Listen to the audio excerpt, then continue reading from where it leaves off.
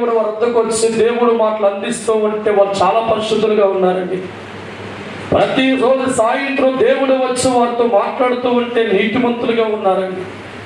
ప్రతిరోజు సాయంత్రం దేవుడు వచ్చి వారితో మాట్లాడుతూ ఉంటే ఏ కొద్ది వరకు లేదండి. ప్రతిరోజు సాయంత్రం దేవుడు మాటలు వచ్చి వారు వింటూ ఉంటే కష్టాలు వారి జీవితం లేవండి.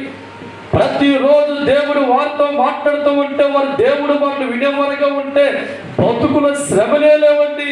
ఒక దినాన్ని అపవాదం వచ్చి సోదరుడు ప్రారంభించింది. దేవుడి స్తోత్రం. అదేమన్నా సా నీ తండ్రి ద్రోహి ఏమందండి.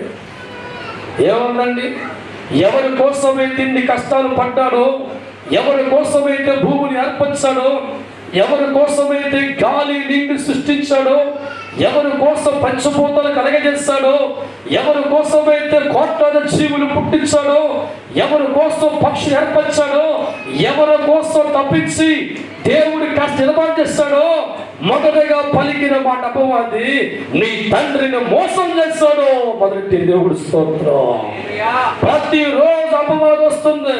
నీ దేవుడు అబద్ధం చెప్పాడు, నీ దేవుడు మోసం చేస్తాడు, ఆయన మీకు అన్యాయం చేస్తున్నాడు, మీరు తినేవారిగా మారితే ఆయనలో మారిపోతారు కాబట్టి అబద్ధం చెప్పాడు చెప్తే నమ్మేశారండి. దేవుడు స్తోత్రం. ప్రతిరోజు అపవాదం చెప్పిన మాటలకు చెవులొగ్గుతూ ఉంటే ఎవరు అనుకున్నారు నిజమే దేవుడు అబద్ధకుడు. ఏమనుకున్నారండి? ఇలాగ సమయ కౌన్స్ ఏమనుకున్నారు? ప్రతిరోజు లోకల అపవాది బోధిస్తూ ఉంటే, ప్రతిరోజు లోకల అపవాది మాటలు వింటూ ఉండగా అనుకున్నారు దేవుడు అన్యాయస్తుడు, దేవుడు మోసం చేస్తాడు, దేవుడు దుర్మార్గులు చెప్పారండి. వెంటనే దైవజనమా దేవుడి భయం వాళ్ళు పోయి తప్పకూడదు. ఒకసారి దేవుడి స్తోత్రం. దేవుడు అంటే భయాలు విడిచిపెట్టారు. ఎప్పుడైతే మనిషికి దేవుడి భయం పోతుందో చేసే పనులన్నీ చెడ్డ పనులేనండి. ఎప్పుడైతే మనిషికి దేవుడి భయం పోతుందో తప్పుడు మార్గాన్ని వెళ్ళిపోతాడు, తప్పుడు ఆలోచన వెళ్ళిపోతాడండి. వీరి జీవితాల్లో ప్రతిరోజు కూడా దేవుడు మాట పక్కన పెట్టేస్తారు.